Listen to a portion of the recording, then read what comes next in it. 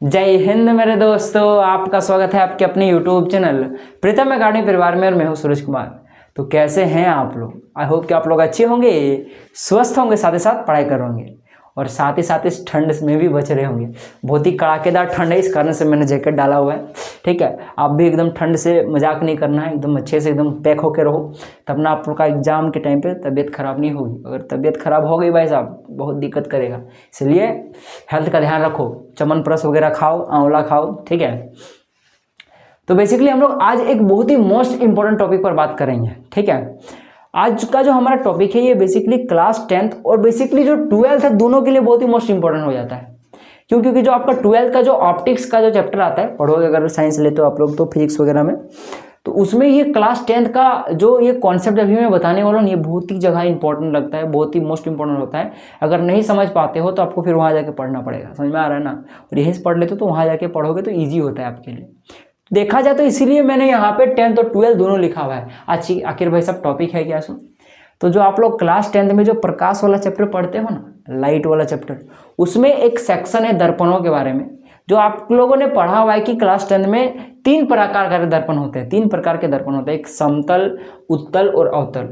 तो हम लोग समतल को तो बात नहीं करेंगे, उसको साइड में रखो। जो आपका उत्तल और अवतल दर्पण है ना, हम लोग आज उस पर डिस्कशन करेंगे। ये जानेंगे कि आपका जो अवतल या उत्तल दर्पण है, दोनों के द्वारा जो आपका बिंब है उसका प्रतिबिंब कहाँ बनाता है, कैसा बनाता है भाई साहब। वो बनाता है, वास्तविक बनाता है कि काल्पनिक बनाता है, कि सीधा बनाता है, कि उल्टा बनाता है, कि बड़ा बनाता है, कि छोटा बनाता है, सब कुछ बात करेंगे A to Z आज के इस वीडियो में। और साथ ही साथ मैं ट्रिक भी दूंगा, ठीक ना? क्योंकि बच्चों को जनरली कन्फ्यूजन होता है कि भाई साहब जैसे जो आपका अवतल दर्पण है उसमें 6 जगह पे प्रतिबिंब बनता है। मैं अभी बता रहा हूँ, आगे चल के सब समझ में आ जाएगा, अभी सिर्फ सुन लो। 6 जगह पे प्रतिबिंब बनता है। तो भाई साहब बिंब को 6 जगह पे रख सकते हो, तो 6 जगह पे प्रतिबिंब बनता है। तो बिंब को यहाँ रखे तो भाई साहब प्रतिबिंब कहाँ बनेगा, कैसा बनेगा, उल्टा बनेगा, छोटा बनेगा, एक्सिस के ऊपर बनेगा कि नीचे बनेगा, सब कुछ बात करेंगे। इसके बाद आपको डाउट नहीं रह जाएगा, ट्रिक के साथ मैं बताऊंगा, टेंशन लेना है आपको। ठीक है, तो आज का ये फुल क्लास भी हो जाएगा इस टॉपिक का और साथ ही साथ ट्रिक भी हो जाएगा। ठीक है, तो स्टार्ट करते हैं। देखो, हम लोग सबसे पहले जानेंगे कि भाई साहब जो आपका अवतल और उत्तल जो दर्पण है आपका, इसके द्वारा जो प्रतिबिंब बनता है किसी बिंब का, उसको समझने से पहले कुछ चीजें हमको जाननी पड़ेगी, कुछ टर्म के बारे में जानना पड़ेगा। अब आप लोग कमेंट करके बता कि बिंब क्या है और प्रतिबिंब क्या है, आप लोग कमेंट करके मुझे जरूर बताना।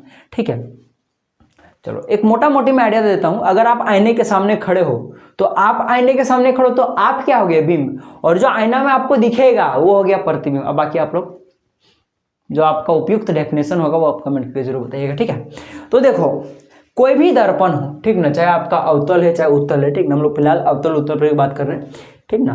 तो अवतल उत्तल दर्पण में बना प्रतिबिंब को जानने के लिए आपको कुछ चीजें जाननी पड़ेगी, कुछ टर्म के बारे में सीखना पड़ेगा। तो देखो क्या टर्म है सो, ठीक है, यह आपका उत्तल दर्पण है ना, अवतल दर्पण है, अवतल है। अगर मैं ऐसे कर दूं तो ये क्या हो जाएगा आपके लिए, उत्तल हो जाएगा। ठीक है, और अगर मैं इसी को अगर मान लो अंदर से इस प्रकार से रंग दूं तो अब बताओ क्या हो गया, अभी आपका उत्तल दर्पण हो गया। ये अवतल, ये उत्तल। ठीक है, जिस तरफ से ये कांटा निकला होता है ना, वो आपका रंगीन भाग होता है, या फिर रंगीन बोलो या फिर बोलो कि उस साइड में पॉलिश किया हुआ होता है। जैसे कभी आप लोगों ने घर का जो आईना देखा होगा, आईना में एक ही तरफ आपका मुंह दिखता है, पीछे तरफ नहीं दिखता है, उस तरफ में आपका सिल्वर वगैरह का कोटिंग रहता है। ठीक ना, तो जिस तरफ मुंह नहीं दिखता है ना, वो वाला आपका ये कांटा वाला हिस्सा है, जिस तरफ इधर इधर इधर इधर डंडी खिंचाएगा उस तरह से। और जिस साइड पूरा प्लेन है ना, वो आपका होता है परावर्तक सतह। क्या होता है, दर्पण का परावर्तक सतह, जिस तरह आपका मुंह दिखता है। ठीक ना, तो इस तरह भी मुंह दिख रहा है तो ये क्या हो गया आपका, और जिस तरह मुंह दिखता है वो अगर गड्ढा है, अगर इस तरह करके है तो आपका अवतल दर्पण हो जाता है। ठीक है, और यही अगर मान लीजिए, अगर मैं इसको और क्लियरिटी से बना दूं, अगर मैं ऐसे करके बनाऊं, इसमें देखो क्या हो रहा है सो, ये परावर्तक सतह कौन सा है, ये इधर वाला है, देख लो इधर वाला है। इधर वाला जो ये क्या आपका कांटा वाला भाग है, कांटा वाला मतलब समझ में रहो ना, मैं एकदम ठंड भाषा में बोल रहा हूँ, मतलब इस साइड इसको क्या बोलेंगे, इसको बोलेंगे जो आपका पॉलिश किया हुआ भाग है। ठीक है, तो जिस तरह से दिखता है ये आपका क्या हो गया, ये आपका परावर्तक सतह हो गया। तो परावर्तक सतह अगर मान लो बाहर की तरफ उभरा हुआ है तो ये क्या हो जाएगा, तोंद के जैसा। ठीक ना, तो वो क्या होता है आपके लिए उत्तल दर्पण होता है। ठीक है, अब भाई साहब ये क्या, ये भी आपका उत्तल दर्पण है। देखो इसका जो परावर्तक सतह है वो आपको उभरा हुआ है उस साइड में। हाँ, अब उस साइड है तो क्या हुआ, उत्तल दर्पण है ना। इसको भी मैं ऐसे बना सकता हूँ, उत्तल दर्पण को, अवतल दर्पण को मैं ऐसे भी बना सकता हूँ यहाँ पे। देखो, तो इसको गौर करना। ठीक है, तो ये सब बात की बातें सब छोड़ो अभी फिलहाल। पर जनरली हम लोग इसी तरह से बनाते हैं। किस तरह से बनाते हैं? इस तरह से बनाते हैं। ये अगर आपका अवतल दर्पण हो जाएगा, ये आपका उत्तल दर्पण हो जाएगा। ठीक है, इतना तो क्लियर हो गया। अब देखो, मैं यहाँ पे आपका एक अवतल दर्पण बनाता हूँ, ठीक है, समझाने के लिए, और यहाँ पे मैं आपका एक उत्तल दर्पण बनाता हूँ। किसी को कोई दिक्कत? तो ये आपका अवतल दर्पण है, तो ये यहाँ से यहाँ तक शुरू है आपका अवतल दर्पण, या फिर सोचो यहाँ शुरू होकर यहाँ खत्म है। ये उत्तल में यहाँ शुरू होकर यहाँ खत्म है। ठीक है, तो इन दोनों का जो बीच का पॉइंट है ना, ये वाला, इसका जो बीच का पॉइंट है इसका भी यहाँ पे होगा। ठीक है, यहाँ पे कहीं पे होगा। तो ये जो बीच का पॉइंट है ना, उसको हम लोग बोलते हैं ध्रुव। क्या बोलते हैं? ध्रुव बोलते हैं। ठीक ना, इसको हम लोग पी से डिनोट करते हैं, बड़ा पी से। उसी प्रकार से इसको भी ध्रुव बोलते हैं, इसको पी से डिनोट करते हैं। ठीक है, ध्रुव बोलते हैं। यहाँ तक किसी को कोई डाउट? लिख दो क्या? ध्रुव बोलते हैं। ठीक, इसको लिख लीजिएगा ध्रुव। और ये जो वक्रताकार रूपरेखा, यानी कि ये यहाँ से शुरू होकर यहाँ तक है, ये वाला जो भाग है, इसको हम लोग क्या बोलते हैं? MN बोलते हैं। MN मतलब द्वारक। द्वारक को हम लोग MN से डिनोट करते हैं। ठीक है, तो इसके लिए कौन वाला हो जाएगा? यहाँ से यहाँ तक है, इसलिए हो गया M और N। ठीक है, जितना इसका विड्थ है इसको हम लोग क्या बोलते हैं? MN बोलते हैं। सीधा समझ लो। साथ ही साथ देख लो आप लोग, ये जो आपका दर्पण है, कौन सा दर्पण? ये आपका अवतल दर्पण, ये भी आपका उत्तल दर्पण है। तो कोई भी दर्पण देखा जाए तो एक वृत्त का भाग होता है, ऐसे समझ लो, या गोले का, एक वृत्त का एक भाग होता है, ये समझ लो। जैसे अगर मैं इसको इस प्रकार से एक्सपेंड करूं, इसको भी बढ़ाऊं, तो देखोगे ये आपका एक वृत्त का शेप ले लेगा। लगभग वृत्त दिख रहा है ना आपको? भले अच्छा नहीं बना, पर है वृत्त का शेप। ठीक है, यहां भी देखो, इसका वृत्त इस साइड बनेगा। किसी को कोई दिक्कत है? अब ऐसा वृत्त है तो जरूर इसका कुछ ना कुछ केंद्र होगा। बस यहां भी कुछ ना कुछ केंद्र होगा। जस्ट सही बात है। तो ये जो केंद्र होगा इस दर्पण का क्या होगा? वक्रता केंद्र। क्या करेंगे इसको? वक्रता केंद्र। वक्रता केंद्र। किसी को दिक्कत? उसी प्रकार से इसको भी बोलेंगे वक्रता केंद्र। ठीक है, अब ये जो वक्रता केंद्र और P के बीच का आधा दूरी पर जो बिंदु स्थित होगा ना, यानी कि मान लो यहाँ से यहाँ 4 सेंटीमीटर है, तो इसका जो आधा दूरी 2 सेंटीमीटर होगा, यानी यहाँ पे कहीं भी होगा। तो ये जो बिंदु होगा ना, उसी प्रकार से इन दोनों के बीच का जो आधा दूरी पर जो बिंदु होगा ना, इसको हम लोग बोलते हैं मुख्य फोकस। क्या बोलते हैं? मुख्य फोकस।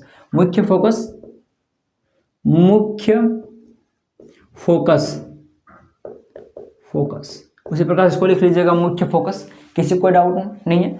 इसको हम लोग मुख्य फोकस को बड़ा एफ से डिनोट करते हैं और वक्रता केंद्र को सी से। मैं यहाँ लिखना भूल गया था, और इसको एफ से। किसी को कोई दिक्कत? चलो, यहाँ कोई डाउट? हाँ, और एक बात, ये जो वक्रता केंद्र और P होता है, ये जो P यानी कि ध्रुव और वक्रता केंद्र होता है, इससे अगर एक काल्पनिक रेखा गुजारी जाए, यानी कि ये होता नहीं जिंदगी में, आप लोग खुद सोचते हो, एज्यूम करते हो, अगर गुजारी जाए तो ये जो रेखा होगा, ये रेखा जो होगा ना, इसी को हम लोग बोलते हैं मुख्य अक्ष। क्या बोलते हैं? मुख्य अक्ष बोलते हैं। मुख्य अक्ष बोलते हैं। ठीक है, उसी प्रकार से यहाँ भी ये जो P और C के बीच से गुजारा जाएगा, ये क्या हो जाएगा? आपके लिए मुख्य अक्ष हो जाएगा। किसी को डाउट यहाँ तक?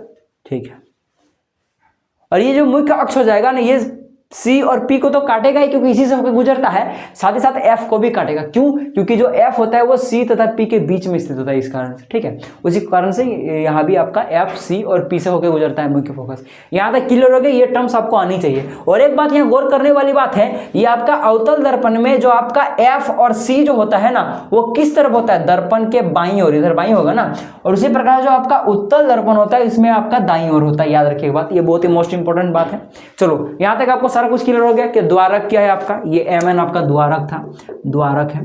ठीक है, ये आपका P हो गया, ये F हो गया, ये आपका C हो गया। F का मतलब मुख्य फोकस, C मतलब वक्रता केंद्र। उसी प्रकार से ये जो आपका P तथा F का बीच का दूरी, इसको हम लोग बोलते हैं फोकस दूरी। ठीक है ना, F फोकस है, तो P और F के बीच की दूरी क्या होगा? फोकस दूरी। याद रखने का ट्रिक। C क्या? वक्रता केंद्र है, तो C तथा P के बीच की दूरी जो होगा ना, उसको क्या बोलेंगे? वक्रता त्रिज्या बोलते हैं। ऐसे याद रखो। देखो, ये वृत्त है, वृत्त का जो केंद्र होगा यहाँ होगा, तो जाहिर सी बात है कि इस केंद्र से P का जो यहाँ डिस्टेंस होगा, ये इस वृत्त का त्रिज्या होगा। और ये केंद्र है, वक्रता केंद्र है, तो वक्रता त्रिज्या, ऐसे करके याद रखो। सीधा सीधी बात है। तो यहाँ तक आपको क्लियर हो गया। अब चलिए हम लोग आगे बढ़ते हैं। ये सब बता दिया मैंने एकदम बेसिक से, ताकि आपको कहीं भी कुछ भी समझने में दिक्कत ना हो। अब आपको यहाँ पे MN, P, F, C जो लिखा हुआ है, ये सब समझने में आपको आसानी हो रही होगी। ठीक है, अब देखो, आपको ये चीज समझने के लिए कि किसी भी दर्पण द्वारा जो आपका बिंब का प्रतिबिंब कहाँ बनता है, उसके लिए आपको कुछ रूल पता होनी चाहिए। हाँ, अब सही लग रहा है। ठीक है, तो देखो, सबसे पहला जो रूल होता है, बेसिकली हम लोग 4 रूल पढ़ेंगे, और लेंस के लिए सिर्फ 3 रूल। ठीक है, लेंस का वीडियो बोलोगे तो उसका भी बना दूंगा। तो सबसे पहला रूल क्या है? देख लो, ये आपका मुख्य अक्ष हो गया, ये आपका कौन सा दर्पण हो गया, अवतल, ये आपका उत्तल हो गया। ठीक है, तो इसका क्या रूल, क्या समझो, बेसिक्स रूल है, कोई ऐसा रूल, कुछ हार्ड रूल नहीं है, समझे ना।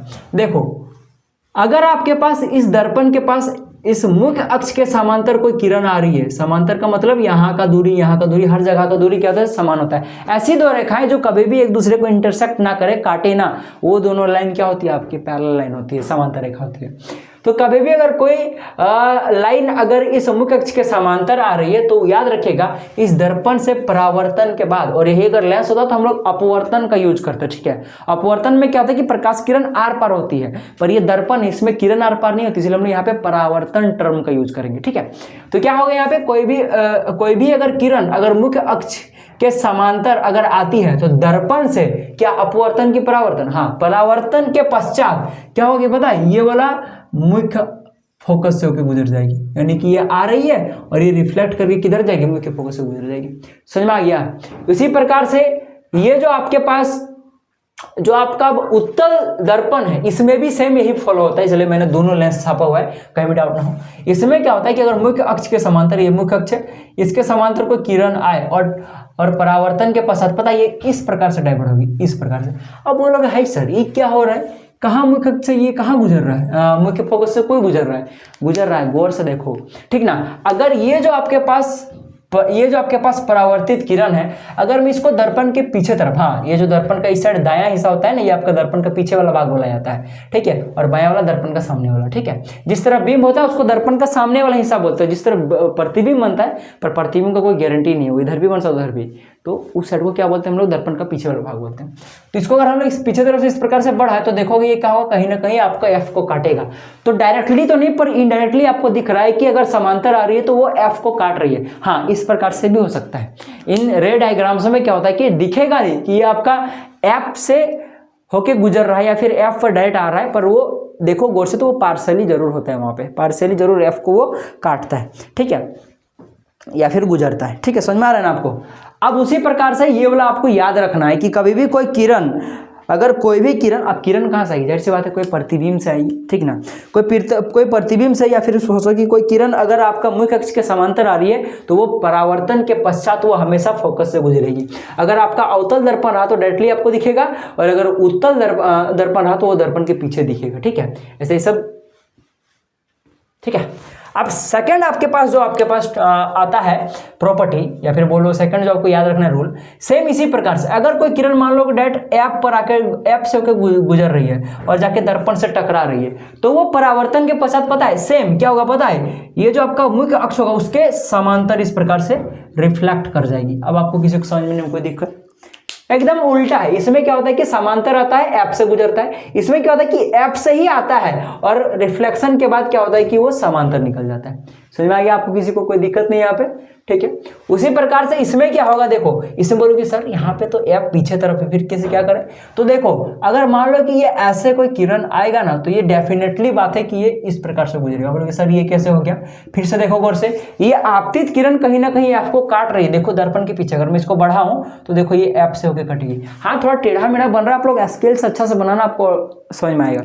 तो देख लो ये आ रही है आपतित किरण, ये डायरेक्टली तो नहीं इनडायरेक्टली काट रही है आपको, इसीलिए क्या हो जाएगा, ये आपका मुख्य अक्ष के समांतर निकल जाएगी। तो ये दो रूल हो गया। अच्छा, और एक बात, अब बहुत सारे बच्चों को कंफ्यूजन ये होता है कि देखो ये मुख्य अक्ष के ऊपर मैं हर चीज छाप रहा हूँ, नीचे क्या वैलिड नहीं है, हाँ है। अगर नीचे भी मान लो कि अगर इस प्रकार से अगर कोई किरण आ रही है जो इनडायरेक्टली आपको एफ को काट रही है तो वो परावर्तन के पश्चात वो इस प्रकार से डाइवर्ट हो जाएगी। ठीक है, इसमें भी इस प्रकार से अगर आएगा तो एफ से गुजरेगा, तो वो ऊपर नीचे मुख्य अक्ष के ऊपर नीचे हर जगह वैलिड है। ठीक है, उसी प्रकार से तीसरा नंबर का जो आपको रूल याद रखना है, इसमें क्या होता है कि मान लो कोई किरण अगर सी से होकर गुजर रही है, क्या सी से होकर गुजर रही है और दर्पण से टकरा रही है, तो क्या होगा पता है, बताओ, एकदम सही सोच रहे हो, एकदम उसी डायरेक्शन में वापस लौट जाएगी, यानी कि ऐसे आएगा और ऐसे परावर्तन के पश्चात वापस उसी डायरेक्शन में लौट जाएगा। हाँ, सी से अगर कोई किरण आती है तो उसमें कोई डाइवर्जन नहीं होता, डायरेक्ट वो उसी डायरेक्शन में लौट जाता है। ठीक है, उसी प्रकार से यहाँ देखो, अब यहाँ क्या होगा कि मान लो ऐसे आएगा, ठीक है, देख लो ये इनडायरेक्टली देखो सी को काट रही है, तो क्या होगा कि वापस से ये ऐसे तो आ रहा था, अब उसी पाथ में उसी डायरेक्शन में वापस लौट जाएगा, या अगर ऊपर से आएगा तो ऐसे आएगा वापस इसी डायरेक्शन में लौट जाएगा। किसी को कोई डाउट? और ये जो तीर सब जो है ना मैं ऐसे ऐसे दिखा रहा हूँ, ये सब बहुत जरूरी है, इससे डायरेक्शन पता चलता है। ठीक है, चलो अब यहाँ देखो लास्ट रूल, ठीक ना, इसको याद रखो कि अगर कोई किरण डायरेक्टली पी पर पड़ रहा है, पोल पर पड़ रहा है, ठीक ना, ध्रुव पर पड़ रहा है दर्पण के, ठीक ना, चाहे यहाँ हो चाहे इस दर्पण पर से पड़ रहा हो, तो पता है आप लोग को क्या देखना है कि यहाँ पे जो आपका ये मुख्य अक्ष है, इस मुख्य अक्ष के साथ ये जितना एंगल पर पड़ रहा है ना, इसको कोण आई मान लो, ठीक है। ये आपतित किरण है तो ये हो गया आपके लिए आपतन कोण, ये आपका विलंब का काम करेगा एक तरह से, तो उतना छोड़ो, सीधा समझो, ये जितना एंगल का ये आपका रहेगा सेम उतना ही एंगल में ये डिफ्लेक्ट होगा, यानी कि यहाँ वाला भी एंगल उतना ही होगा, ये भी आपके पास सेम होगा। इसको आर मान लो, छोड़ो आई आर छोड़ो, फिलहाल हम लोग सिर्फ रूल याद रखना है। ये अगर 30 डिग्री का है तो ये भी 30 डिग्री होगा। उसी प्रकार से अगर यहाँ पे डायरेक्टली कोई अगर पी पर पड़ रहा है कोई किरण, तो एकदम डिफ्लेक्ट एकदम इस प्रकार से होगा कि जो ये जो पहले जो आपतित किरण इस मुख्य अक्ष के साथ जितना एंगल बनाया उतना ही एंगल आपका यहाँ भी बनाएगा डिफ्लेक्शन के बाद मुख्य अक्ष के साथ, ठीक ना।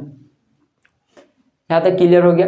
कोई समझने में किसी को डाउट? तो ये 4 रूल आप लोग याद रखो कि अगर आपका मुख्य अक्ष के समांतर आ रही है तो एफ से होकर गुजरेगी, अगर आपका एफ से आ रही है तो समांतर हो जाएगी मुख्य अक्ष के, ठीक है। अगर सी से आ रही है तो डायरेक्ट सी से उसी डायरेक्शन में आ रही है तो उसी डायरेक्शन लौट जाएगी, ठीक है। अगर पी पर पड़ रही है तो जितना एंगल बना रही है आपका मुख्य अक्ष के साथ उतना ही एंगल में वो परावर्तित हो जाएगी। उसी प्रकार, ठीक है, मैंने दोनों दर्पण का अवतल उत्तल दोनों का मैंने दिखा दिया, इस प्रकार से होता है। अब इन्हीं दोनों में से किसी एक डायग्राम का उपयोग करके हम लोग क्या करेंगे, सभी जितने भी किरण आ रहे हैं सब खींचेंगे कि भाई साहब बीम यहाँ है तो प्रतिबिंब कहाँ बनेगा, सब कुछ, ठीक है। तो देखो हमारे पास 2 दर्पण है, एक है आपके पास अवतल और एक उत्तल, ठीक ना। तो याद रखिएगा, ये आपको याद रखना पड़ेगा कि अवतल दर्पण में 6 जगहों पे हम लोग बीम को रख सकते हैं और 6 जगहों पे हमें अलग अलग प्रतिबिंब बन के बनेगा, ठीक है। और जो आपका उत्तल दर्पण होता है उसमें सिर्फ हम लोग 2 जगह पे रखते हैं। सेम उसी प्रकार से जो लेंस होता है, लेंस में उल्टा होता है, लेंस में जो उत्तल लेंस होता है उसमें 6 जगह पे रख सकते हैं, जबकि दर्पण में जो आपका अवतल दर्पण है उसमें, ठीक ना। और जिस प्रकार से आपका उत्तल दर्पण में 2 जगह पे रख सकते हो उस प्रकार से उसका अवतल लेंस में 2 जगह पे रख सकते हैं, ठीक है। तो वो पढ़ाएंगे तब बताएंगे, ठीक ना। तो देखो हम लोग सबसे पहले सीख लेते हैं इस अवतल दर्पण के बारे में। तो देखो अवतल दर्पण में यहाँ पे बनाना चाहता हूँ, ये रहा आपके पास अवतल दर्पण, समझने का ट्राई करो। ये आपका द्वारक हो गया एमएन, ये आपका ध्रुव हो गया, ये आपका मुख्य अक्ष, अरे यहाँ ध्रुव बना देते, ठीक है। ये आपका मान लो सी हो गया, यहाँ पे आपका एफ है, ठीक। 6 जगह पे कहाँ देखो अभी मैं बताता हूँ। एक तो हो सकता है कि जो आपके पास बिंब है, जो वस्तु है वो आपका इन्फिनाइट दूरी पर है, अनंत पर है, किसी कोई दिक्कत समझने में कि अनंत पे रखा हुआ है वस्तु। और एक हो सकता है अनंत और सी के बीच में कहीं पर है, किसी को डाउट, अनंत और सी के बीच में है, ठीक है।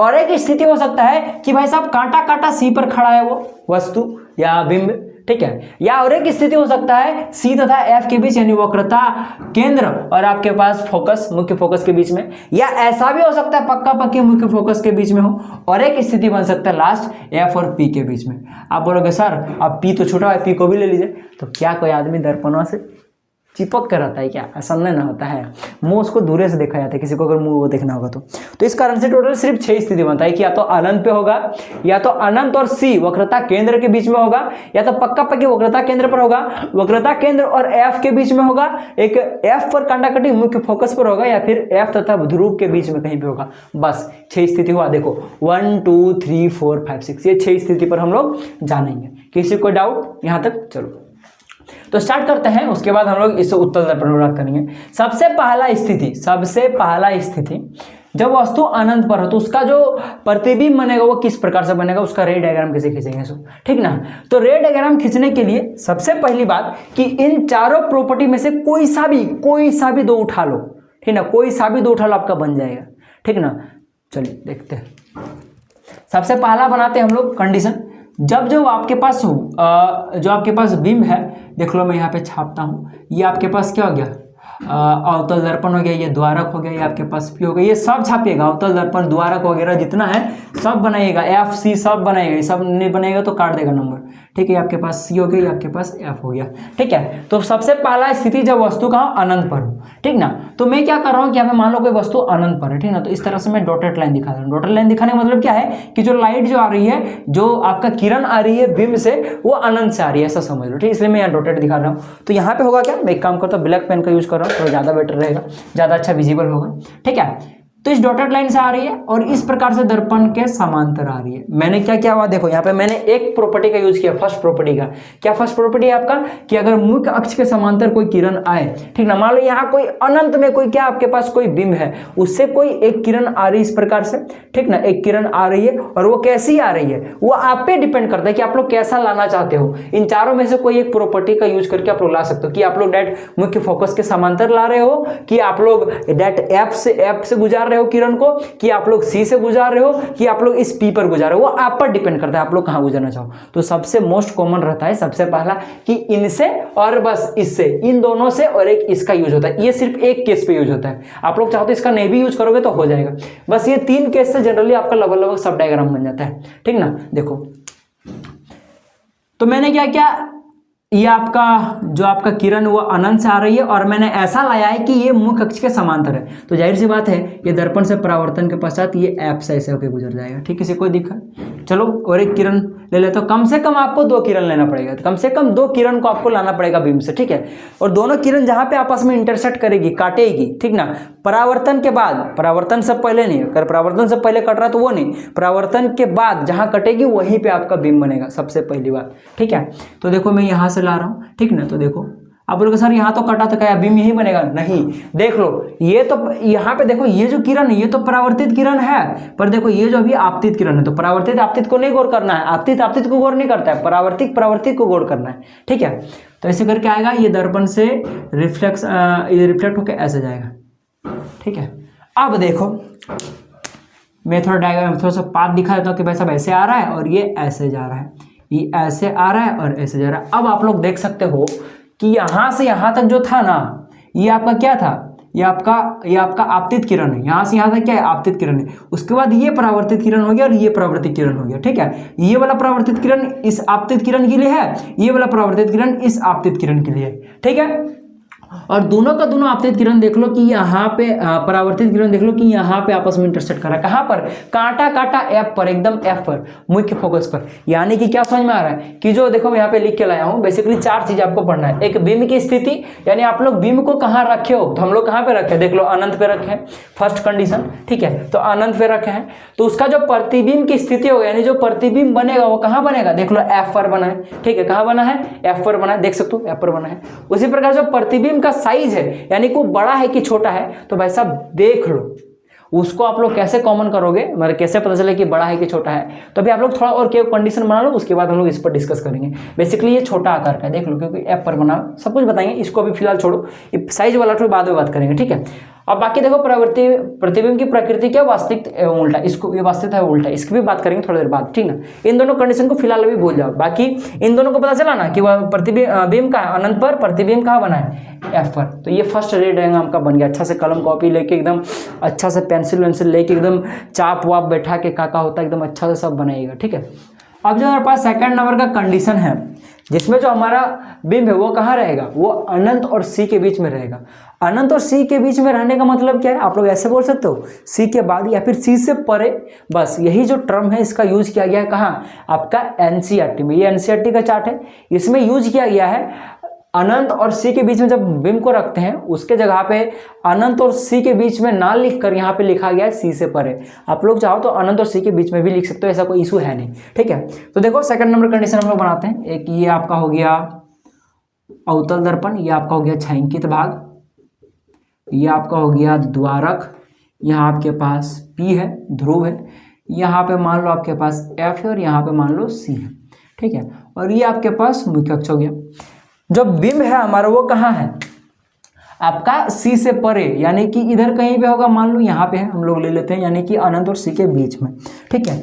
अब इस डायग्राम से आपको ये जो 2 चार्ट मैंने छोड़ा हुआ था, एक प्रतिबिंब का साइज और प्रतिबिंब की प्रकृति, इसको यहाँ से क्लियरिटी होना आपका शुरू हो जाएगा। जैसे कि मैंने बोला था कि ये आपको बाद में समझ में आएगा, तो अब आपको समझ में आना शुरू हो जाएगा।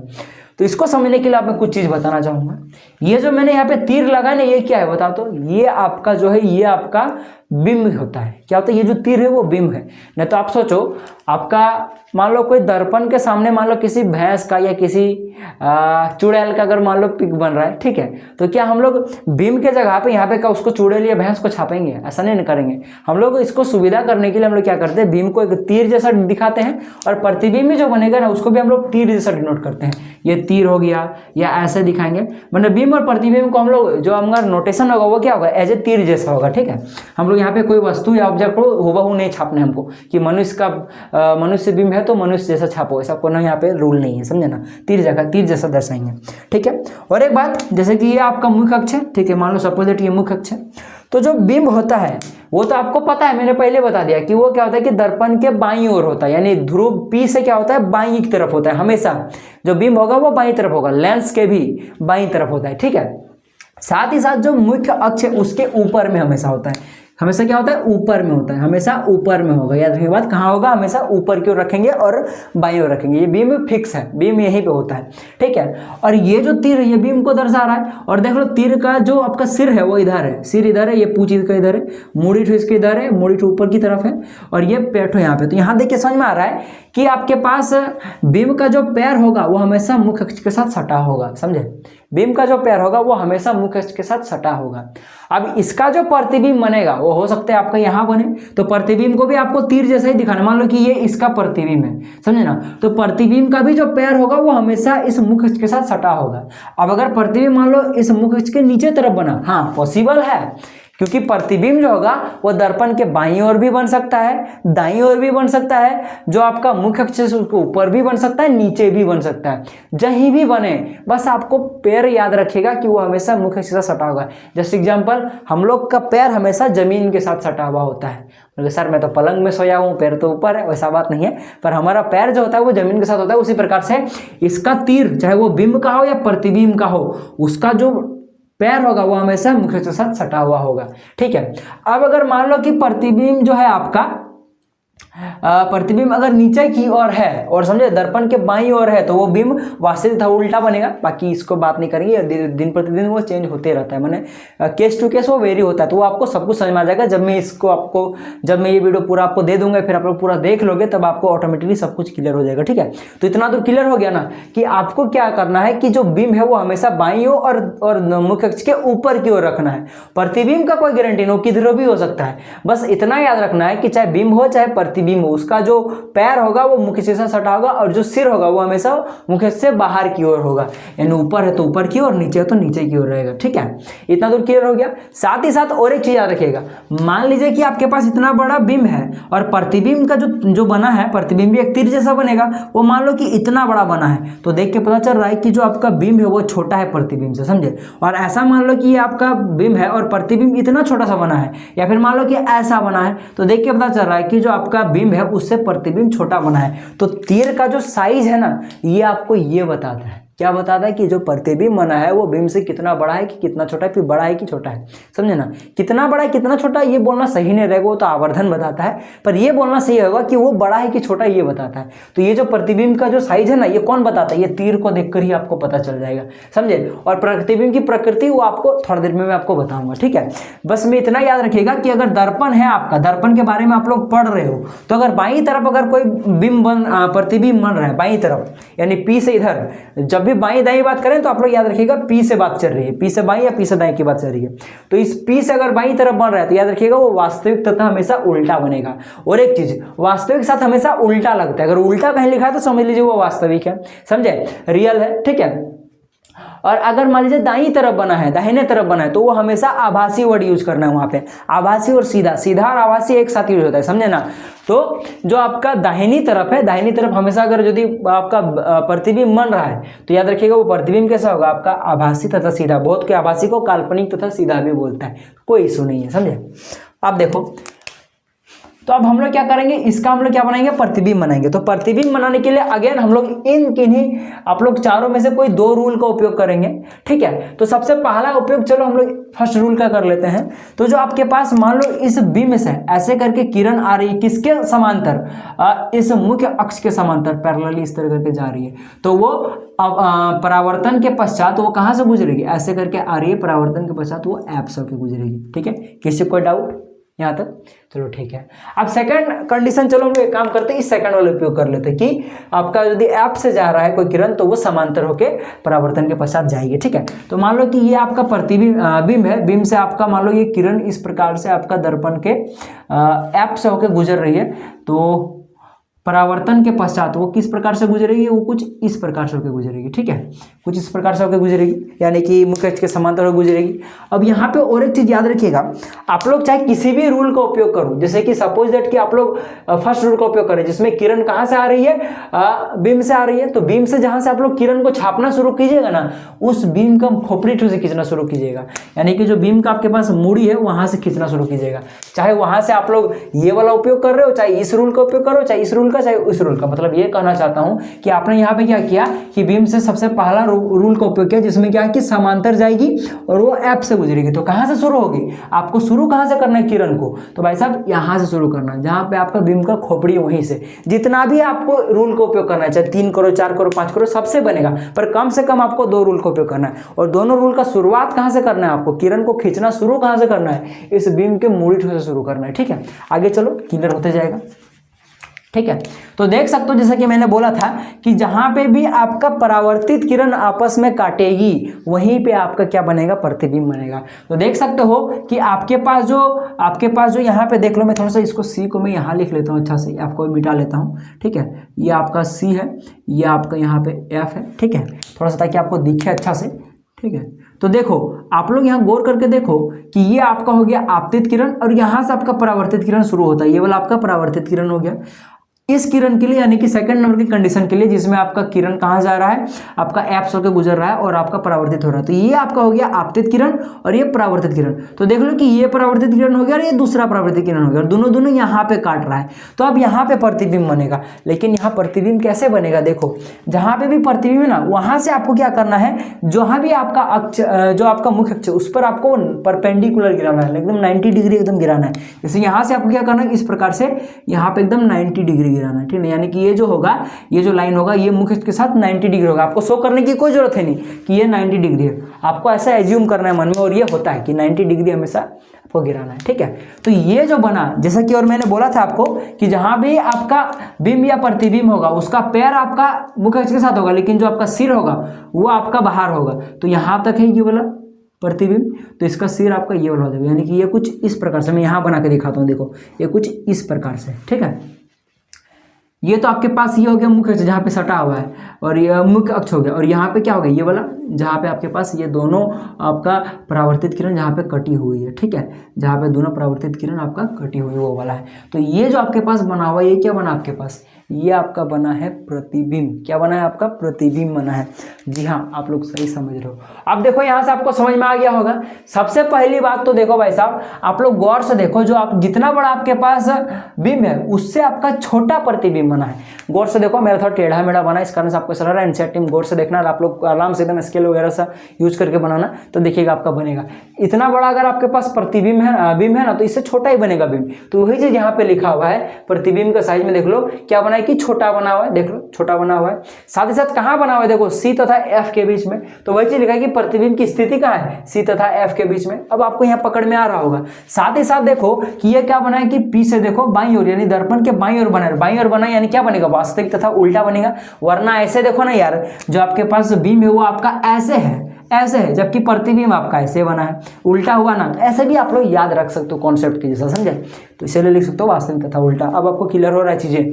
चलिए हम लोग नेक्स्ट कंडीशन पर बढ़ते हैं, ठीक है।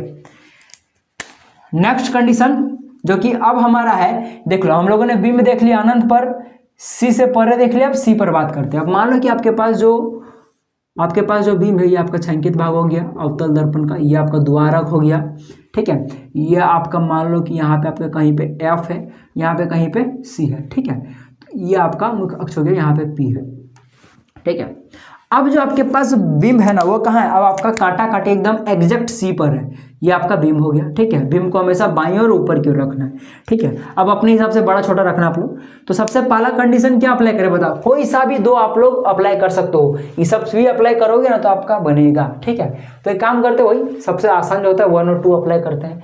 सबसे पहले कहाँ से खींचना है आपको किरण शुरू, यहाँ मूढ़िया से यूज करना है, ठीक है। और कौन सा कंडीशन यूज कर रहे हैं, फर्स्ट कंडीशन क्या है कि इसके समांतर आपको खींचना है मुख्य अक्ष के। तो ये मैंने पैरेलल खींच दिया, ठीक है, एकदम मुख्य अक्ष के समांतर मैंने खींच दिया। तो ये परावर्तन के बाद ये आपका आपतित किरण हो गया, ये आपका परावर्तित किरण हो गया जो आपका एफ से गुजरेगी, ठीक है। अब नेक्स्ट कंडीशन भी आपका यही मूढ़िया से शुरू होगा। हम लोग ये वाला कंडीशन यूज कर रहे हैं कि आपका एफ से अगर गुजरेगी किरण, इस बीम से अगर मान लो कोई किरण आ रही है और वो दर्पण के एफ से होकर गुजर रही है, तो वो परावर्तन के पश्चात वो कहाँ बनेगी पता है। इसको मैं थोड़ा अच्छा से बनाता हूँ, इसको मैं थोड़ा अच्छा से बनाता हूँ, देखो इसको मैं थोड़ा सा अच्छा से बनाता हूँ। ये कंडीशन तो बच्चा से प्रकाल से भी नहीं बनता, मैं तो हाथ से बना रहा हूँ, ठीक है, फिर भी बना दिया मैंने। ये आपका यहाँ पे आके इंटरसेक्ट कर रहा है, तो मैं क्या करूँगा, यहाँ से एकदम अक्ष पर एकदम 90 डिग्री अगर इस प्रकार से गिराऊँ तो ये जो आपके पास बना, ये आपका क्या बन गया, यहाँ से यहाँ तक, यहाँ से यहाँ तक, ये क्या बन गया, आपका प्रतिबिंब बन गया, ठीक है। देख लो, ये आपतित किरण, ये परावर्तित किरण, ये इसका आपतित किरण, यहाँ परावर्तित किरण, परावर्तित दोनों किरण आपको यहाँ पे इंटरसेक्ट कर रहा है, तो यहाँ पे लंब गिरा, तो ये जो आपके पास बना हुआ है ये आपका क्या हो गया, प्रतिबिंब हो गया। तो यहाँ आपको देखने वाली बात है कि देख लो आपके पास जो बिंब था वो भी सी पर था, प्रतिबिंब भी सी पर है, ठीक है। साथ ही साथ देख लो प्रतिबिंब इतना बड़ा है तो बिंब भी उतना बड़ा है। यहाँ पे आप लोग अगर एग्जैक्ट अच्छे से बनाओगे ना, तो सपोज अगर ये बिंब की अगर ऊंचाई अगर 4 सेंटीमीटर है तो प्रतिबिंब की ऊंचाई 4 सेंटीमीटर होगी, ठीक है। और साथ ही साथ बाईं ओर बना, इसलिए वास्तविक तथा उल्टा। तो वही चीज लिखा हुआ है, जब आपका बिंब होगा वो कहाँ पे होगा, पक्का पक्की एग्जैक्ट सी पर होगा, तो प्रतिबिंब भी कहाँ बनेगी, प्रतिबिंब की स्थिति भी सी पर होगी, और प्रतिबिंब का साइज क्या होगा, बराबर होगा। साथ ही साथ बाईं ओर है तो क्या हो जाएगा, वास्तविक तथा उल्टा हो जाएगा। तो देखो भाई साहब, ये आपका 3rd नंबर का बन गया है, ठीक है। और बाकी यहाँ पे एक चीज आप लोग कर सकते हो, देखो जैसे ये बिंब है आपका, तो बिंब को मैं ए बी मान लेता हूँ, ठीक है, मूडी ठोको ए, आपका पैर ठोको बी, तो इसको भी मैं ए बी मानूंगा। बस अंतर इतना होगा कि इसका पैर ठोको मैं बी डैश मान लूंगा और मूडी ठोको ए डैश मान लूंगा। उसी प्रकार से मान लो कि ये बिंब है, ये मान लो ए बी है, तो ये हो जाएगा, ये पैर इसका हो जाएगा बी डैश, ये हो जाएगा प्रतिबिंब का ए डैश, समझे, A dash A B, A dash B dash, ठीक है। आप लोग इसके लिए भी चाहो तो यहाँ पे प्रतिबिंब ऐसे बना सकते हो, क्योंकि अनंत से आ रही है तो आपको इसको ऐसे आप लोग बना सकते हो, कोई दिक्कत है नहीं, समझे। तो ये आपको हो गया तीनों कंडीशन, आई होप आपको समझ में आ गया होगा। अब चलिए 4th कंडीशन पर बढ़ते हैं हम लोग। जब हमारा अवतल दर्पण ये छायांकित भाग हो गया, जब हमारा जो प्रतिबिंब है वो कहाँ है आपके पास, सी तथा एफ के बीच में, ठीक है। आप फटाफट बनाते हैं, ये आपका पी हो गया, ये सपोजिट आपका एफ हो गया, ये सपोजिट आपका सी हो गया, ठीक है। तो अब हमारा जो बिंब है वो कहाँ है आपके पास, सी तथा एफ के बीच में, ठीक है। तो मैं इसको थोड़ा सा छोटा बनाता हूँ, क्योंकि मुझे पता है छोटा बनाने से ही काम होगा मेरा, और इस द्वारा को मैं थोड़ा सा बढ़ा देता हूँ क्योंकि जरूरत पड़ेगी, मुझे पता है, ठीक है। देखो ये मेरा मान लो बिंब है इतना बड़ा, ठीक है, बिंब है। अब बिंब से मैं क्या करूंगा, किरण आरेख खींचना शुरू करूंगा, तो कोई चारों में से कोई एक यूज करो, चलो मैं इसका यूज करता हूँ फर्स्ट का। तो ये इस प्रकार से पैरेलल जाएगी, तो वो कहाँ से गुजरेगी, एफ से गुजरेगी। किसी कोई डाउट अभी तक, कोई दिक्कत है नहीं, ठीक है। सेकंड कौन सा यूज करें, चलो सेकंड का यूज करते हैं चाहो तो सेकंड का यूज करने के लिए क्या करेंगे हम लोग, इस प्रकार से एफ से गुजारेंगे, ठीक है। तो क्या हो जाएगा, एफ से जैसे गुजारेंगे हम लोग, तो यहाँ पे बढ़िया से बनाओ, तो ये आपका ऐसे करके जाएगा, यानी कि देखोगे आप लोग ये सी से इधर जाके बनेगा, ठीक है। ये थोड़ा सा इधर होगा, थोड़ा सा मुझे ऐसे ही दिख रहा है कि ये थोड़ा सा इधर होगा, ठीक है। तो देखोगे आप लोग जो आपका प्रतिबिंब बनेगा, वो सी से परे बनेगा, यानी कि सी के इधरे बनेगा, ठीक है। तो ये आपका प्रतिबिंब बनेगा, ठीक है। अगर मैं इसको ए बी मान लूँ तो ये आपका हो जाएगा बी डैश, ये ए डैश हो जाएगा, ठीक है। तो इस प्रकार से आपका बनेगा, ये आपका हो गया, इस डायरेक्शन दिखाना मोस्ट कंपल्सरी, ठीक है। तो ये आपका ये डायग्राम बनेगा।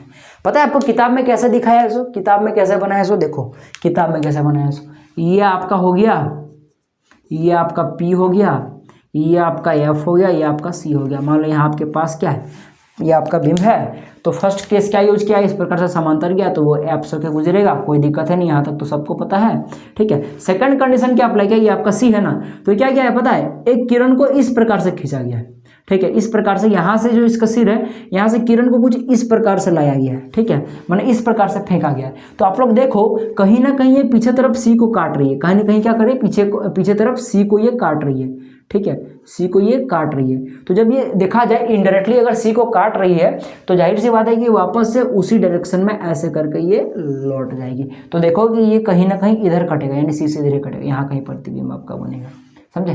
तो आप लोग चाहे ये वाला कौन सा आपका रूल हो गया, ये थर्ड नंबर का रूल हो गया, जब सी से गुजरे, ठीक है, चाहे वो दिखे पार्शियली गुजरे या तो फिर इनडायरेक्टली गुजरे। यहाँ देख लो इनडायरेक्टली गुजर रहा है ना, ऐसे जा रहा है तो देख लो पीछे तरफ बढ़ाओगे तो वो कहीं ना कहीं सी को काटेगा, इसलिए वो वापस उसी डायरेक्शन में लौट जाएगा।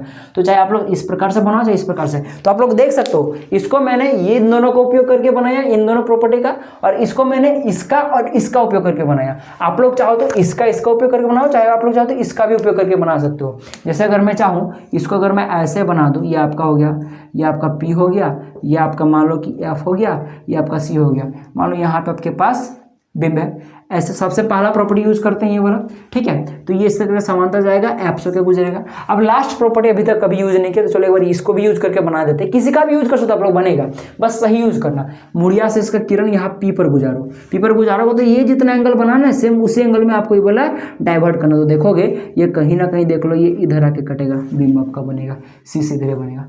तो कोई सा भी प्रॉपर्टी आप लोग लगाओ, यहाँ पे कौन आई लिख लेना, कौन आर लिख लेना, कोई सा भी प्रॉपर्टी आप लोग दो यूज करो, आपका बनेगा प्रतिबिंब, समझे ना, एकदम सही बनेगा। बस सही से बनाना और सही से सब कुछ कैलकुलेट करना, और कुछ नहीं चाहिए। तो ये आपका बन गया फोर्थ नंबर का। तो फोर्थ नंबर वाला देख लो, जब आपका जो बिंब है वो आपका कहाँ है, सी तथा एफ के बीच में, सी तथा एफ के बीच में। तो देख सकते हो जो प्रतिबिंब बना है, सबसे पहली बात तो बाईं ओर बना है और नीचे तरफ बना है, इसलिए वास्तविक तथा उल्टा होगा। यहाँ तक तो कोई दिक्कत है नहीं। साथ ही साथ देखो आपका बिंब इतना छोटा है लेकिन प्रतिबिंब इससे बड़ा है, यानी कि क्या बनेगा, देख लो विवर्धित बनेगा, बड़ा बनेगा, ठीक है। और साथ ही साथ देखो सी से परे इधर आपका प्रतिबिंब बना, तो वही चीज लिखा है सी से परे। 5 नंबर का कंडीशन देखो, जो कि आपके पास ये हो गया अवतल दर्पण, ये आपका हो गया छायांकित भाग, ये हो गया द्वारक, ये आपका मुख्य अक्ष मैंने पहले ही बना दिया, ये आपका हो गया एफ, और ये आपके पास हो गया पी। इसे कोई डाउट। अब नेक्स्ट कंडीशन में क्या है कि जो आपके पास बिंब है वो कहाँ है, एफ पर है, काटा काटी एफ पर है, ठीक है। अनंत पर पढ़ लिए, सी से परे पढ़ लिए, सी पर पढ़ लिए, सी और एफ पर पढ़ लिए, आप पढ़ेंगे एफ पर, ठीक है। तो मान लो कि ये आपके पास बिंब है, ठीक है। तो इससे हम लोग फिर से अगेन कोई सा भी 1 2 3 4 चारों में से कोई सा भी एक प्रॉपर्टी का हम लोग क्या करेंगे यहाँ पे यूज करेंगे, ठीक है। तो देखो सबसे पहला प्रॉपर्टी जो है आपका इस प्रकार समांतर जाएगा, तो वापस ये एफ से होकर गुजरेगा, कोई दिक्कत है यहाँ पर, कोई दिक्कत नहीं ना। हाँ, सेकंड प्रॉपर्टी यहाँ पे देख लो, जो कि क्या है कि एफ से कोई किरण गुजरेगी तो आपका क्या होगा, मुख्य अक्ष के समांतर जाएगा। पर इसमें एक लोचा है, हम लोग 5 नंबर के क्वेश्चन में 5 नंबर का जो हमारा कंडीशन उसमें हम लोग सेकंड नंबर का अप्लाई नहीं कर सकते। उसी प्रकार से जो आपका 3 नंबर का कंडीशन था जिसमें आपका बिंब जो था वो सी पर था, उसमें हम लोग ये सी वाला 3 नंबर का कंडीशन अप्लाई नहीं कर सकते। जहां पे भी आपका बिंब है, अगर मान लो सी पर है बिंब तो सी वाला कंडीशन अप्लाई नहीं होगा। अगर मान लो एफ पर है तो जो आपका प्रतिबिंब बिंब अगर एफ पर है तो आपका बी जो आपके पास एफ वाला कंडीशन है ये वाला, जो कि क्या होता है कि अगर एफ से गुजर रहा है तो समांतर आएगी, वो वाला अप्लाई नहीं होगा। पूछो क्यों?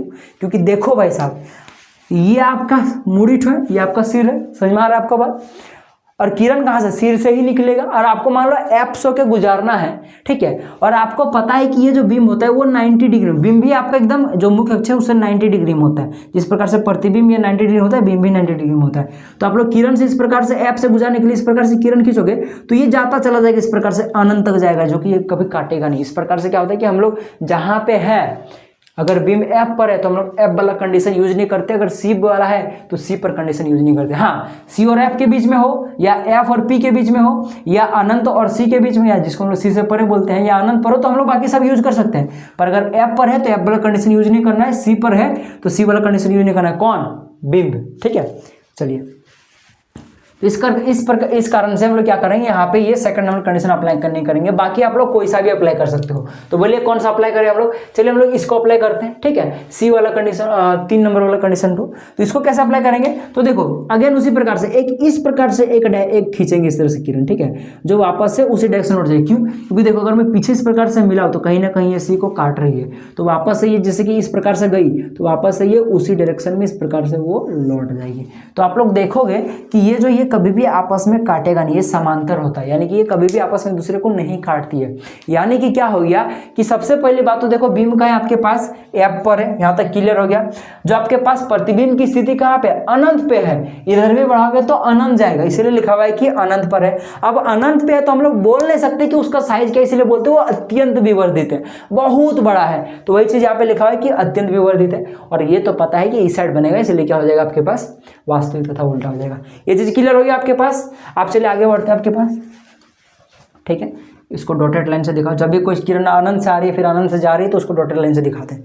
लास्ट कंडीशन आपका अवतल दर्पण का ये रहा आपके पास, ये आपके पास छायांकित भाग, ये एम एन, ये आपका पी हो गया। इतना आसानी से, और आसानी तो नहीं बोल सकता, इतना धीरे धीरे कोई नहीं बताता है भाई साहब, तो समझ लो, इससे इसके बाद आपको कहीं दिक्कत नहीं होनी चाहिए। अब नेक्स्ट कंडीशन जो कि है हमारा वस्तु, तो अब हमारा कहाँ बचा, लास्ट बचा एफ और पी के बीच में, यानी कहाँ, यहाँ पे कहीं पे होगा, ठीक है। तो अब बताओ यहाँ पे हम लोग कौन सा कंडीशन अप्लाई करेंगे, कोई सा भी अप्लाई कर सकते चारों में से, समझे ना। बीच वाला कहीं पे हो, यानी इसके बीच में, या इसके बीच में, या इसके या अनंत के बीच में, या फिर अनंत पर हो, ठीक ना। तो हम लोग कोई सा भी हम लोग कंडीशन अप्लाई कर सकते हैं, पर ऐप पर हो तो ऐप वाला नहीं अप्लाई करेंगे, सी पर हो तो सी वाला अप्लाई करेंगे, क्योंकि वो पैरेलल चला जाएगा, कटेगा नहीं, समझे, मुख्य दर्पण से टकराएगा नहीं, समझे, दर्पण से कभी वो टकराएगा ही नहीं, टकराएगा नहीं तो रिफ्लेक्ट कैसे होगा, रिफ्लेक्ट नहीं होगा फिर काटेगा कैसे वो, समझ रहे हो बात। तो देखो फर्स्ट कंडीशन, देखो मुख्य के समांतर जाएगा तो वो ऐप से होकर गुजरेगा, किसी कोई दिक्कत अभी तक कोई परेशानी, चलो ठीक है।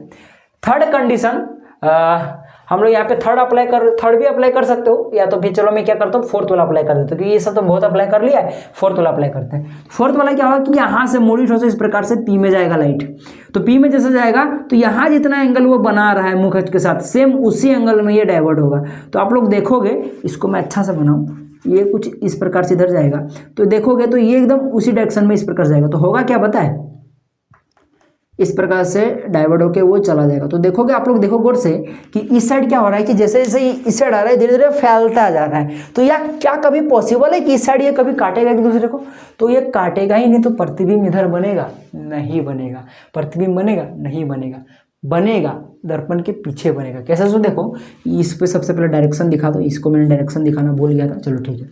ये आपका गया इस प्रकार से, ये इस प्रकार से परावर्तित हो गया, ये आपका इस प्रकार से गया, इधर आपका परावर्तित हो गया, ठीक है। तो इस साइड में दर्पण के आगे तरफ बाईं ओर में देख लो, कभी भी परावर्तित किरण एक दूसरे को नहीं काटेगी, लेकिन मैं दर्पण के पीछे तरफ अगर मैं इस प्रकार से बढ़ाऊं, इसको बढ़ाऊं, तो देखोगे कि ये यहाँ पे जाके इंटरसेक्ट कर जाएगी, ठीक है।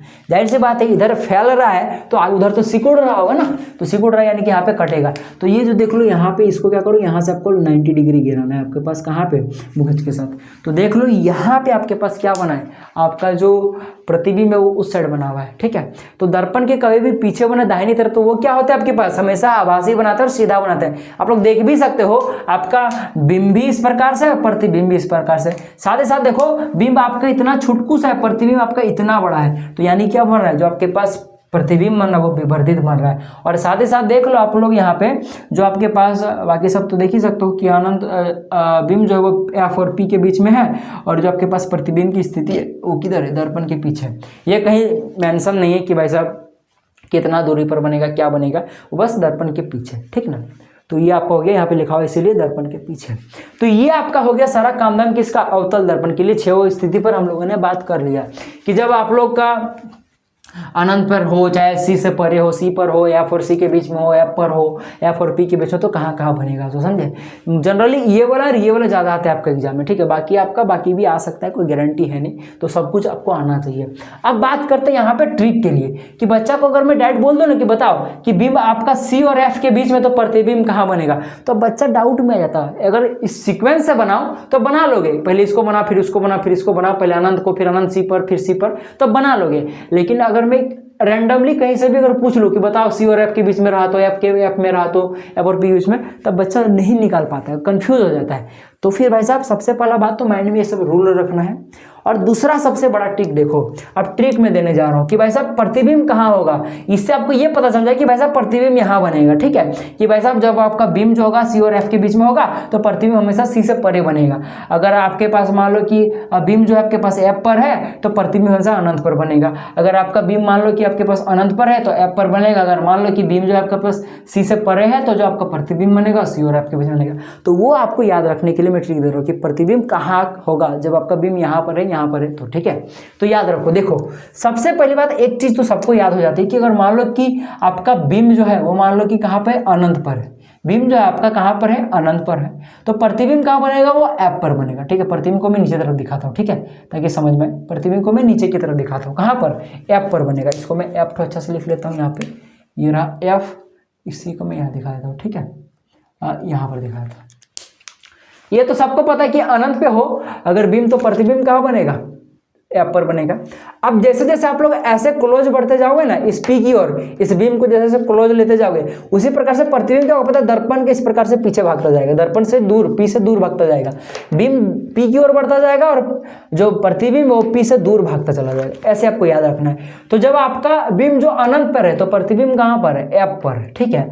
अब जैसे आपका बीम कहाँ जाएगा, इसके बाद आपके पास एक ही ऑप्शन है कि आपका सी और अनंत के बीच में, यानी सी से परे यहाँ पर आ गया।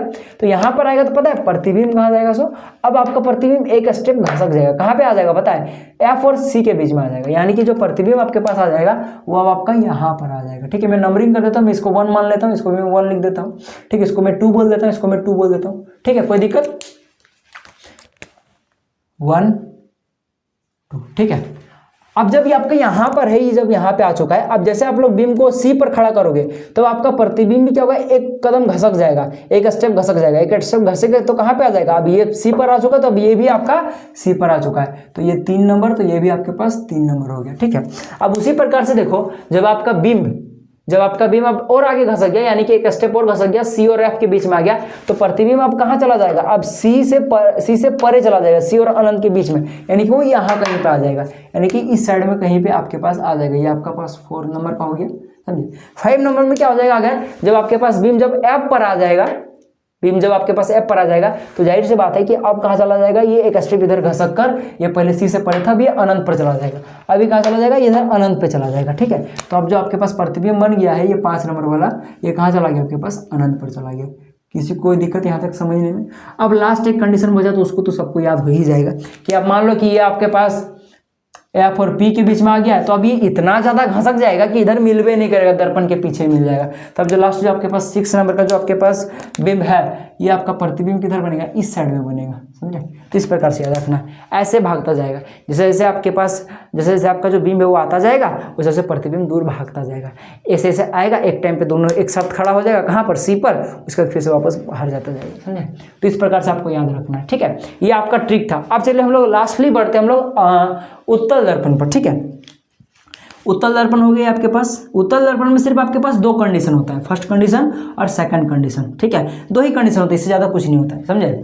देखो, और उत्तल दर्पण का पता है कि दाहिनी तरफ सब आपका एफ सी पी सब होता है, पी तो भाई यही होगा फिक्स है, एफ आपका इधर होता है और आपके पास सी किधर होता है, इधर ही होता है। थोड़ा देर पहले बता दें क्योंकि गोला इधर बनता है इसका, ठीक है।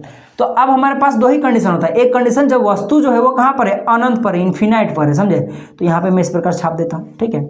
ये मान लो डॉटेड लाइन है, डॉटेड लाइन का मतलब ये है कि अनंत से आ रही किरण, इस प्रकार से अनंत किरण आएगी, ठीक है। तो अगेन जब भी किरण जो है आपका मुख्य अक्ष के समांतर आती है तो जाहिर सी बात है कहाँ जाएगी, फोकस होकर गुजरेगी। तो भाई साहब यहाँ देखो, ये तो इस प्रकार से गुजर नहीं सकती, क्यों, क्योंकि भाई साहब ये आपका दर्पण है, दर्पण में कभी भी अपवर्तन नहीं होता, यानी कि लाइट पार नहीं होता है, लाइट रिफ्लेक्ट करेगा। तो यानी कि ये कहीं ना कहीं इस प्रकार से भागेगा, किस प्रकार भागेगा, इस प्रकार से भागेगा, इस प्रकार से आया और इस प्रकार से भागेगा। तो बोले सर ये कांटा कहाँ है, यहाँ पर कांटा है। देखो, अगर मैं इस परावर्तित किरण को इस प्रकार से अगर मिलाऊं, पीछे तरफ खींचूं, तो देखोगे कहीं ना कहीं एफ को काटेगी। कहाँ काटेगी, एफ को काटेगी। देख लो, थोड़ा अच्छा से बना देता हूँ, देखो ये एफ को काटेगी। तो इसी प्रकार से जो आपके पास जो किरण होता है, अगर वो समांतर आए तो इस प्रकार से एफ को काटेगी इनडायरेक्टली, जैसे कि यहाँ पे आप लोग देख सकते हो, ठीक है। और सेकंड आप लोग चाहो तो और एक ले लो, यहाँ में बनाया था, देखो इस प्रकार से आई और वो इस प्रकार से रिफ्लेक्ट करेगी, यानी कहीं ना कहीं इधर देख लो तो ये एफ को काट रही है, ठीक है। अच्छा से बनाइएगा आप लोग।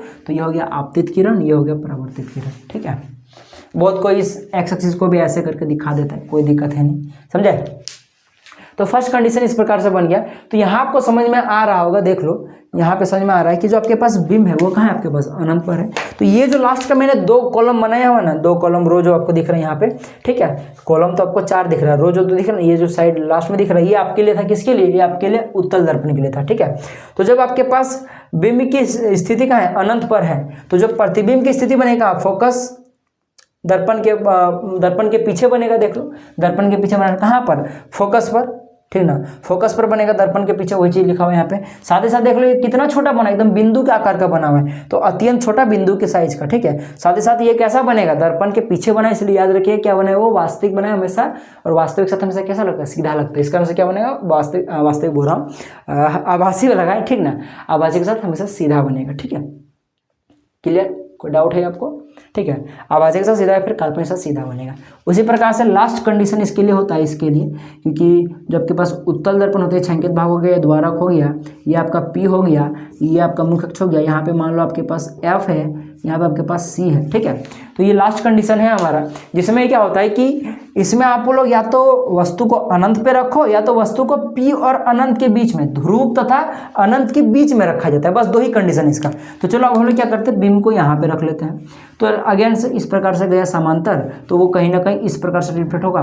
क्यों? क्योंकि ये कहाँ से गुजर रहा है, देख लो इनडायरेक्टली देखा जाए तो ये एफ से गुजर रहा है। इस प्रकार से पीछे मिला के देखो तो ये एफ को काटेगी, ये एफ को इस प्रकार से काटेगी। ठीक है, सेकंड कंडीशन, चाहो आप लोग ये अप्लाई करो या ये कोई सा भी अप्लाई कर लो। एक काम करता हूँ मैं ये अप्लाई कर देता हूँ, चाहो तो यही अप्लाई कर दो। चलो यही वाला 4 वाला अप्लाई करते हैं। ठीक है, तो क्या होगा 4 वाला में कि इस प्रकार से जाएगा पी से, तो जितना एंगल के साथ यहाँ पे आया हुआ है सेम उसी एंगल के साथ यहाँ पे जाएगा। तो देखो कि ये इसको वैसा भी, ये तो इधर तो काट नहीं सकता दर्पण के इधर, क्योंकि इसे देख लो ये वाला जो परावर्तित किरण है वो ऊपर गया हुआ है, इधर वाला परावर्तित किरण नीचे गया, तो ये तो और फैलता गया। तो ये तो कभी पॉसिबल है ही नहीं कि दर्पण के इधर बाईं ओर काटेगा, तो इधर पॉसिबल नहीं है। तो जाहिर सी बात है कि ये पीछे तरफ काटेगा। देखो इस प्रकार से मिला के देखो तो देखना यहाँ पे काट रहा है, तो यहाँ पे जो आपके पास प्रतिबिंब मनन वो यहाँ पे कहीं पे बनेगा, समझे? यानी कि जो आपके पास मुख्य अक्ष है उसके ऊपर की ओर बनेगा। समझ में आ गया? और साथ ही साथ किधर बन रहा है, जो दर्पण है उसका दाहिनी तरफ बन रहा है, तो दाहिनी तरफ बनेगा, यानी जाहिर सी बात है कैसा बनेगा, आभासी तथा सीधा बनेगा। साथ ही साथ देख लो कि ये आपके पास बिंब इतना बड़ा है, प्रतिबिंब इतना छुटकू सा है, इधर साइज जाहिर सी बात है कि साइज कितना होगा, छोटा होगा। ठीक है, साथ ही साथ देख लो कि दर्पण के पीछे और बना है, कहाँ पर बन रही है बोला, देख लो P और F के बीच में। ठीक है, जिस प्रकार से हम लोग अवतल दर्पण में जब दर्पण के पीछे बनता था तो हमको उससे कोई मतलब नहीं था कहाँ पे बना है, सो बस खाली लिखते थे दर्पण के पीछे। पर यहाँ पे देख लो हमारे पास P और F है पीछे तरफ में दर्पण का, इस कारण से हम लोग यहाँ पे लिखते हैं कि जो आपका प्रतिबिंब बना हुआ कहाँ बनता है, P और F के बीच में, कहाँ, दर्पण के पीछे। और जो आपके पास बिंब है वो कहाँ है, जाहिर सी बात है अनंत और दर्पण के ध्रुव के बीच में। तो इस प्रकार से आपके पास सारा जो कंडीशन था वो बन चुका है। मैंने बहुत अच्छे से बारीकी से सब कुछ समझा दिया है। ठीक है, इसको देख लोगे तो मुझे लगता तो नहीं कि भूलने की जरूरत है। अब इसके लिए क्या ट्रिक दूं यार, सीधा सीधी बात है, अनंत से आएगी तो एफ पर बनेगी। जिस प्रकार से यहाँ पे जो कंडीशन होता है ना, समांतर आएगी तो एफ से गुजरेगी, तो उसी प्रकार से इसको भी याद रख लेना ना कि समांतर आ रही है, मतलब अनंत से अगर कोई किरण आ रही है, फिर बोले कि कोई जो बिंब है वो अनंत पर है, तो उसका प्रतिबिंब हमेशा एफ पर बनता है, चाहे वो दर्पण हो चाहे वो लेंस हो, सबके लिए अप्लाई है। समझे आ रहा है ना? और अगर मान लो एफ से होके किरण आ रही है, ठीक है, तो जाहिर सी बात है वो मुख्य अक्ष के समांतर जाएगी, वो अनंत पर बनेगी। यानी कोई बिंब अगर एफ पर है तो जो आपका प्रतिबिंब बनेगा वो अनंत पर बनेगा, चाहे वो लेंस हो चाहे वो दर्पण। ठीक है, और साथ ही साथ देख लो इन दोनों उत्तल दर्पण में दोनों कंडीशन में जो आपका प्रतिबिंब बना है वो आपका दर्पण के दाहिनी तरफ बना है, जिस कारण से ये क्या है कि दोनों के लिए आभासी और सीधा बनता है। ये क्वेश्चन आ सकता है कि कौन से दर्पण में जो प्रतिबिंब बनता है वो सीधा बनता है, तो कौन से दर्पण में, तो भाई साहब उत्तल दर्पण में। अवतल में भी बनता है पर सिर्फ एक कंडीशन में, कब, जब आपका प्रतिबिंब P और F के बीच में होता है। और सब कुछ माजरा समझ में आ गया कि बिंब की स्थिति तो खुद ही पता चलता है कि कहाँ कहाँ रखना है। सो प्रतिबिंब की स्थिति तो देख के पता चल जाता है, जहाँ कटेगा आपस में कौन सा परावर्तित किरण वहीं पे होगा। ठीक है, प्रतिबिंब का साइज जितना बड़ा तीर होगा प्रतिबिंब का, उसके हिसाब से बिंब को नापते हैं और हम लोग देख लेते हैं। समझ में आ रहा है चीज़ें आपको? और उसी प्रकार से लास्टली बचा प्रतिबिंब की प्रकृति। तो देख लो दाहिनी तरफ बनाए कि बाईं तरफ बनाए। लेंस के लिए फिर उल्टा हो जाता है, समझे ना? लेंस के लिए बाईं तरफ उल्टा हो जाएगा, दाहिनी तरफ उल्टा, आभासी, सब बात करेंगे। ठीक है, तो हमारा जो आज का क्लास होता है वो यहीं पे हम लोग समाप्त करेंगे। ठीक है, आई होप कि क्लास आपको बहुत अच्छा समझ में आ गया। अगर क्लास समझ में आया है तो क्या करना पता है, एक प्यारा सा कमेंट करना है और बताना है कि भाई साहब समझ में आया है कि नहीं आया है, और क्या क्या चीज़ें आपको समझनी है। और अगर आप लोग बोलोगे तो लेंस का एक अलग से वीडियो बना दूंगा, और लेंस का वीडियो इतना लंबा नहीं बनेगा क्योंकि मुझे उसमें उतना समझाने की, एफर्ट देने की जरूरत नहीं पड़ेगी। ठीक है, तो देख लो, आप लोग चाहते हैं एक बार स्क्रीनशॉट ले लो। मैंने ट्राई किया कि एक ही बार में सारा कुछ हट जाए। ठीक है, चलो ठीक है, तो मिलेंगे अगले वीडियो में। तब तक के लिए जय हिंद, जय भारत और आपका दिन शुभ हो।